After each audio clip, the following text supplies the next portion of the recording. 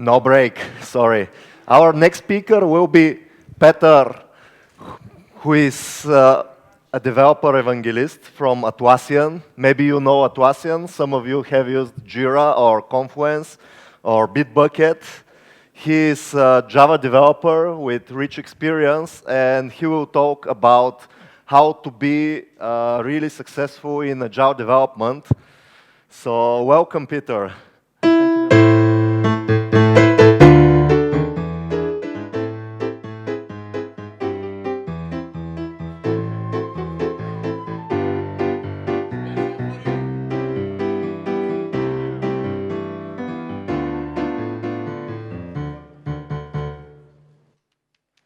Thank you very much. Okay. Let's go. Okay, first off, who here speaks Dutch? Hey! Okay, so I'm actually from Belgium, and I speak Dutch, French, English, but no Bulgarian, sorry. Thank you. So I'm Peter van der Voorde, or Peter van der Voorde in Dutch. I'm a community developer at Atlassian, and in a previous life, I used to be a Java developer and an Agile coach. And today, I'm going to talk about stop doing Scrum, start being Agile.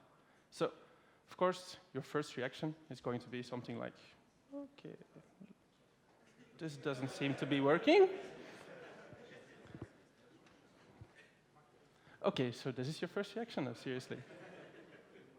Let's see how this is. Okay, wait for it. There we go. Stop doing Scrum, never. We like Scrum, everybody does Scrum. Scrum is great. Yeah, but once you start thinking about it a bit, like, well, maybe Scrum is great, but we have long stand-ups, we have some problems, people don't understand Agile, it doesn't work for us. So maybe we should just take like 20 minutes, listen to this guy talking about Scrum, and see what he can tell us about it. So, let's go. So, what is wrong with doing Scrum? Nothing. Scrum is great. I love Scrum. I used to be a Scrum Master. But it's not Scrum that's the problem. There are lots and lots of things that can go wrong with Scrum. Like, for example, who knows this? That's easy. That's waterfall. And then we're going to Scrumify it. Who knows this? We have our product backlog created by our business users. Then we do a design sprint, we do a development sprint or two, then we do a QA sprint, and then we do a release sprint, and we release every 6 months. Yay, we're doing Agile. No, you're not. Another problem is that in theory, everything is easy. In practice, it becomes something like this, a mess. It's the same with Agile, it's the same with Scrum. In theory, it's easy. Oh, we do releases, and we are always changing our requirements, and we don't have to plan, and yeah, no, it's not like that. Who has these kind of problems? Like your stand-ups are going too big, your product backlog is never the way you want to have it, your releases are extended, those kind of things. Then, something else. You might be the only one or the only team in your entire company doing Agile, doing Scrum, or any other Agile methodology. And you can have a great product backlog and a great product owner. And you can like release a new product increment every week or every 2 weeks, which is great. And then you have to wait for 6 months for the next release window. Anybody recognizing this? Okay. Another problem I've seen a lot in my time as a consultant was there is no definition of done. For a developer, software is done when it works on their machine. Yeah, right. And if it doesn't work on production, it's not my problem. It's a problem for infrastructure. But for somebody from QA, a feature is only done when the user accepts it, or when it actually passes the tests. But again, a lot of Agile projects don't have definitions of done. They don't communicate enough. Next one, quality. That's the first thing we drop. We don't need quality, we don't need tests. We have to ship as fast as possible and we'll fix it later. Yeah, then you get something called technical debt. Who knows about the concept of technical debt? Okay, it's something you want to avoid because it's going to cost you dearly in the future. But again, it's something we see very much with Agile.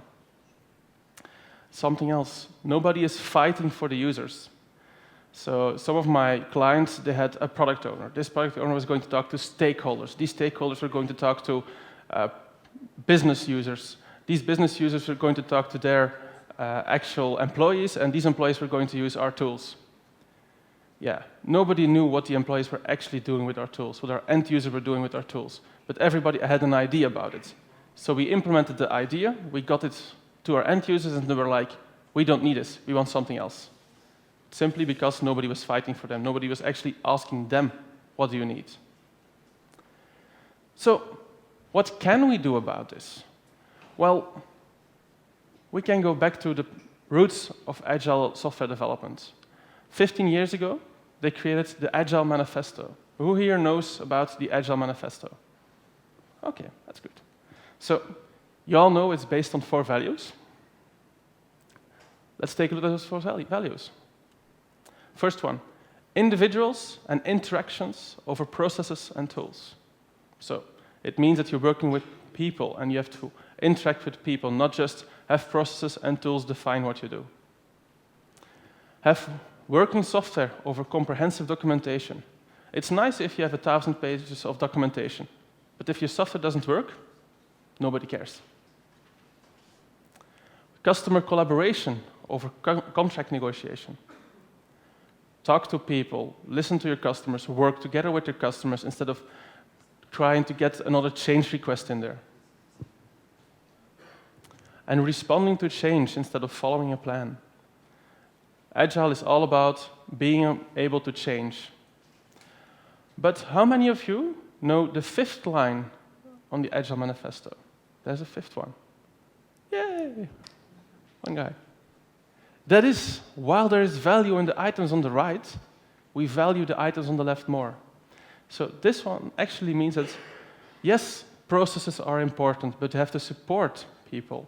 Documentation is important, but it has to support working software. Contract negotiation is still necessary in this world, but you have to still be able to work together with your client, not against.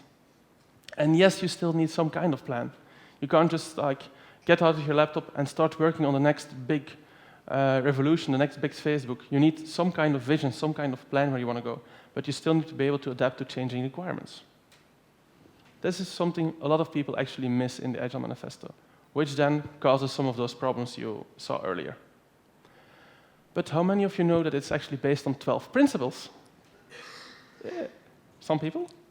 So yes, I'm going to show you all those principles, but it'll be over soon. First one, satisfy the customer through continuous delivery of valuable software.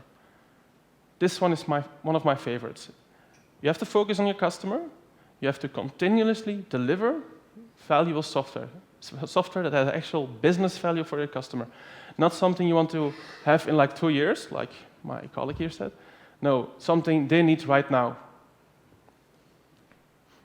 Welcome changing requirements. Change is the only constant, like they say.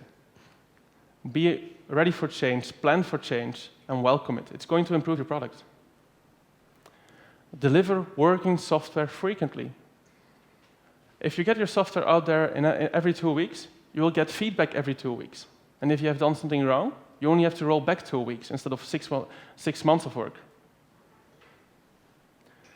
Business and IT need to work together daily. If you want to bring the most business value to your customers, you have to work together daily. It's not like business is over there and IT is on the other side of the wall and we just drop requirements over the wall and that's it. No, you have to work together daily to create the most value for your customers.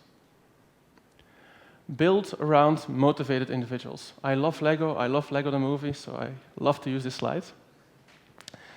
If you have a new project, if you want to build a new team, find one really motivated individual and let them drive your team. Let them choose how to work, when to work, with whom to work, and just let them fly. Face-to-face communication, really important. I don't know how many of you know, but most of our communication is done in writing, like emails, chat, those kind of things. But only 30% of communication is actually done by the words we say. Most of the communication is done with eye contact, body stance, body language, those kind of things. And those are all missing if you just write emails or just write requirement documentations or user stories. So it's really important to have face-to-face communication. Even if you're on the other side of the world, most of my team is actually in San Francisco, and I'm in Belgium, we hold regular video chats just to keep the face-to-face communication going. Working software is the primary, and I would say the only measure of progress.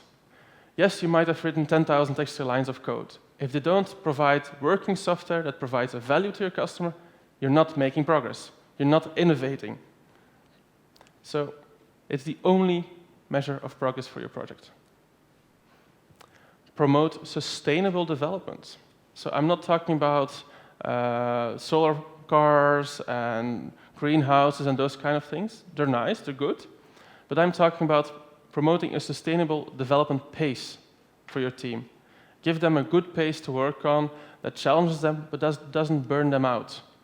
Because yes, you can push your team to create one more feature and work late or work weekends and whatever, and they will be burned out, they will be gone inside of a couple of months.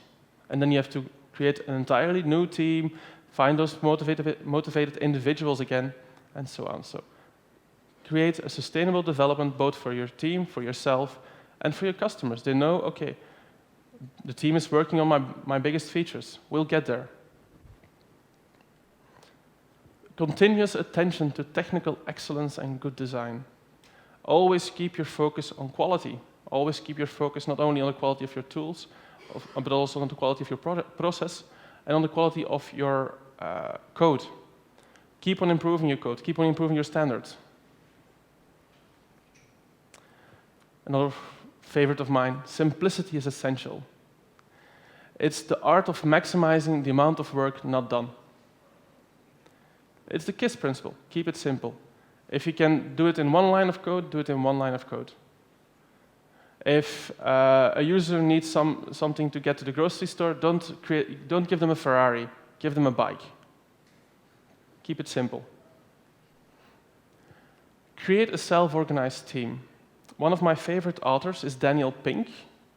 Do you guys know Daniel Pink? His book is called Drive. It's about motivation in a knowledge society. And he talks about how to get a team to really excel. And that's by using three things: autonomy, mastery, and purpose. Give them the autonomy to work with who they want, when they want, where they want, how they want. Give them a chance to master what they like to do, like become a master at programming, become a master at software development. And give them a purpose, like help us create more value for our customers. And they will thrive. They will self-organize, they will find the motivated individuals they need, and you will actually have fun and have an excellent team. Last one. Look back, reflect, adjust. Do retrospectives. Take a look at how you're doing. Talk to your stakeholders, talk to your end users, talk to your business partners. How are we doing? What are we doing well? What are we doing not so well? What can we improve? And take those actions. Improve yourself. Keep on improving your process. Keep on improving your standards. That's what Agile is all about. So that's nice in theory. So now how do we do this in practice? Because you just said it to us. Well, theory is easy. Practice is hard. Well, let's take a look at existing methodologies, because you can call Agile a philosophy, and then you have methodologies that are implementing this philosophy. And of course, the best well-known is Scrum. Who here is actually doing Scrum at the moment? Okay, quite a lot of people. So you have your nice product backlog, you have your sprint backlog based on the top of your product backlog, you have your daily stand-ups, and in 2 or 4 weeks, you have a nice product increment. This is great for software development teams, especially if they have lots of requirements, then this is for you. But if you, for example, if you're in support, then you can't, if there's like a really big problem in production, you can't tell them, sorry, we just started the sprint, come back in 4 weeks and we'll fix it for you. That's not going to work. So, then we have Kanban. Who here knows Kanban? Okay, so Kanban is like the easier brother of Scrum. Still have your columns, you still have your workflow, you have like your to-do list, which is prioritized. And Kanban wants you to get things done as quickly as possible, so to get things moving from left to right as soon as possible. And how does Kanban do this? By implementing something called work-in-progress limit. So the work-in-progress limit is simply a number for a state. And for each state in your workflow, only this amount of issues can be in this state. So for example, let's say the work-in-progress limit of the doing column is 1. So there's now 1 issue in this column.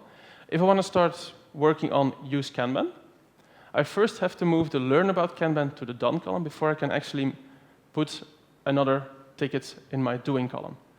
The idea behind this is to get your entire team focused on moving things from the left column to the right column as quickly as possible.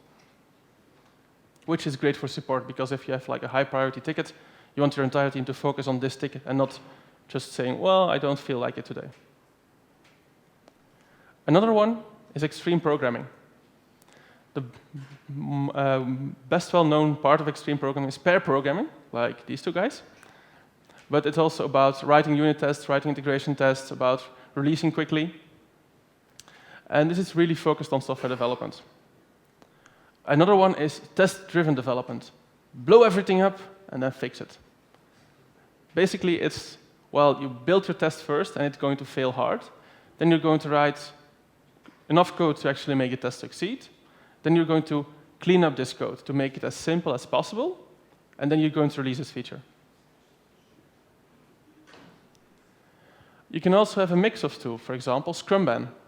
So you can say, well, we want to do Kanban, but we still want to do our daily stand-ups and maybe do a retrospective every 2 weeks, but we're not going to release every 2 weeks. We're going to release whenever the feature is ready. That's also possible. And you can create your own. If you know the values of the Agile Manifesto, if you know the principles behind it, you can base yourself on one of these Agile methodologies and then start building your own, because every company is different, every project is different, every team is different.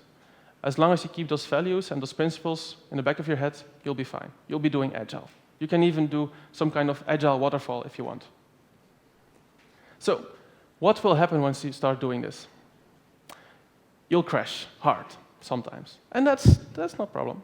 Failure isn't a problem. Failure isn't bad. Failure is just a lesson you haven't learned yet. So, okay, you didn't deliver in 2 weeks. No problem. Do a retrospective, look at what didn't work, fix it. And next iteration, you will succeed. You might hit a few brick walls, or some people around you might hit some walls. I once had a team, and they were 18 people big, an entire IT department of a company, and they were going to do one single big Scrum team. They were infrastructure, product development, HR support, but they were doing daily stand-ups with 18 people, and the managers standing there, nodding, 54 minutes of daily stand-up. I told them, well, you're going to hit a wall within 2 weeks. You're not going to do Scrum anymore because nobody wants to do those daily stand-ups. No, we'll be fine. Well, 2 weeks later, they stopped doing Scrum. But then they did a retrospective, and now they're actually working in small groups, and they're having fun. Sometimes it might become really complicated. And then it's time to take a step back and take a good look at what you're doing, what you're trying to achieve, and try to simplify it. Maybe get some outside help, somebody from another department, or even somebody from outside of the company. Get them inside as a consultant, ask them, okay, this is our problem, this is how we're currently solving it, what can we do to make it simpler? And then you might actually have time to party. You can do a release party every 2 weeks. Your customers will be happy because you will always be working on their most valuable features, and they will get regular updates, and they can give you feedback. You might even reach a state of Zen. Everything is working well, everything is working great, you're delivering value, you're delivering the things a customer needs. So, what's next? It's time for you guys to start doing it. Grab Post-its, grab whiteboards, grab markers, and just start thinking about, okay, how can we implement the Agile Manifesto? How can we implement those values for our company, for our team? Start reading. Here are some of my favorite books. One about change management, because Agile is all about change management. Our iceberg is melting. It's about a group of penguins on an iceberg, and the iceberg is melting, and they have to adapt to a changing environment. Drive by Daniel H. Pink about motivation, and then a real-life example of Scrum and XP from the trenches. I'll post my slides on SlideShare after the talk. At Atlassian, we also have a microsite called the Agile Coach about how we see and do Agile. We're always looking for more feedback about this, about more user stories, so if you have any, just contact me and I'll get them on there. And then I would like you to experiment with Lego, with Scrum, with Agile. Just go for it. Retrospectives. Take a look at how you're doing, improve, and repeat. Thank you very much, and